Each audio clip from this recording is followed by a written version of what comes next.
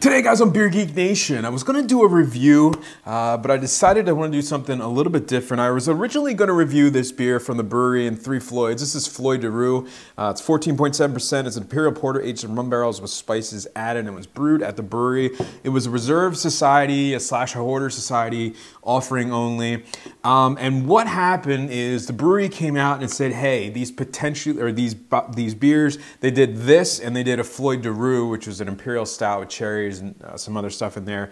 And they said, hey, guys, bad news, potentially, and not potentially, these beers both contain trace amounts of lactobacillus, which can cause a beer to sour. Now, as you guys may or may not know, the brewery had some big problems last year with a lot of the Reserve Society beers. The white chocolate was infected, their coconut was infected, a couple other ones. The one that really pissed me off, and actually I was really disappointed by, was the autumn maple in bourbon barrels. It's infected and sour as crazy. I was really looking forward to that one.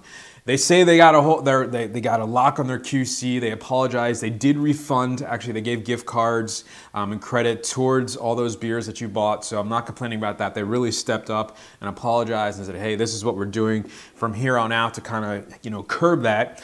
But yet here we are 6 months in, and this is actually the first one. And luckily they caught it before they released it. But you can see, and let me explain what they did. This beer was originally going to be about $30, I believe.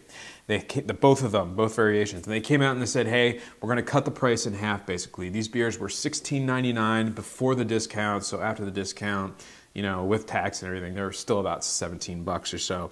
So they offered them at half price, and they said you need to keep it refrigerated and you need to drink it by June 30th, 2014. And they actually put a big sticker right here and it says, may contain lactobacillus, keep refrigerated, drink by 6/30/14. Ironically, the Floyd de Rue doesn't, the Rue de Floyd doesn't have that sticker on it. So I don't know if that one's, doesn't have as much lacto in it or what. But so I wanted to drink on this beer. I was going to review it, and I was like, I don't know. And I wanted to, instead, I think I wanted to do kind of an editorial. And to that, should a brewery, or in this case, the brewery, release a beer that they know is infected? How should they handle that? Should they just dump it? Just completely get rid of it? Should they say, all right, screw it, let's just make it a full-blown sour, maybe add all that bacteria to it, throw it into like another kind of barrel or something and just, run with it? Or should they just, do what the brewery did, cut the price in half, basically sell it to, a select market or so, with this case being the Reserve Society, Hoarder Society. I don't know how many members are that, but you couldn't buy this. I'm pretty sure, I don't even think you could buy this at the brewery. It was for those members only, which is how myself and my friend, we bought our full allotment. We got 3 bottles of this one, 3 bottles of this one.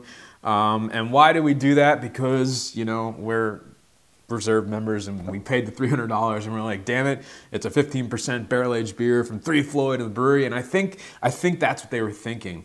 And I can't hold that against them because from what I can tell, it's basically all gone from, you can't buy it anymore. It was all sold. I think they probably made a lot of this. I think there was probably a big financial investment into this beer. I mean, a 15% beer for a year in a rum barrel, or a 15% beer a year in a bourbon barrel with fruit and everything. That's a big sell. It's an expensive endeavor.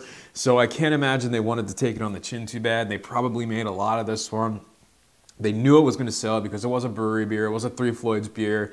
And I think they just didn't want to just chuck this one away.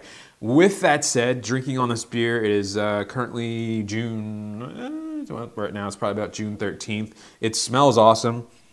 Tons of rum, tons of cinnamon, lots of like alcohol burn to it, lots of vanilla. Yeah, I don't get any sourness at all. I get a lot of rum, a lot of that spice characteristic they use in this. No sourness whatsoever. And the brewery kind of said, look, this beer is almost 15%. Lacto doesn't like to live in that environment, but they say that. White chocolate's about that. The coconut was about that. Some of the other beers were about that, and they got infected really bad, really quickly. So I think they hedged their bets with them and said, hey, drink this one now. It does have trace amounts of lactobacillus that could, basically destroy the beer. So what do you guys think? Do you guys think they should have dumped this beer? Do you think they did the right thing? What else could they have done? And do you think this is something that potentially other breweries could do when they see that they are selling their beer? Do you think it might make people lazy as far as in the QC department? Do you think it might make people not care as much if their beer does get sour. Is it a good thing? Is it a bad thing? Were they looking out for the consumer? Were they looking out for themselves? What do you guys think? Leave it in the comments section below, or message on Facebook or Twitter, whatever you think. Just wanted to give my 2 cents into it. I mean, like I said, right now, I've known 4 bottles of this to be opened by 3 different people, and not one of them, they said, has been sour at all. So that's good news. If you guys did get this beer, though, you might want to drink it, though. So with that said, remember, folks, life's too short. Drink amazing beers. Cheers.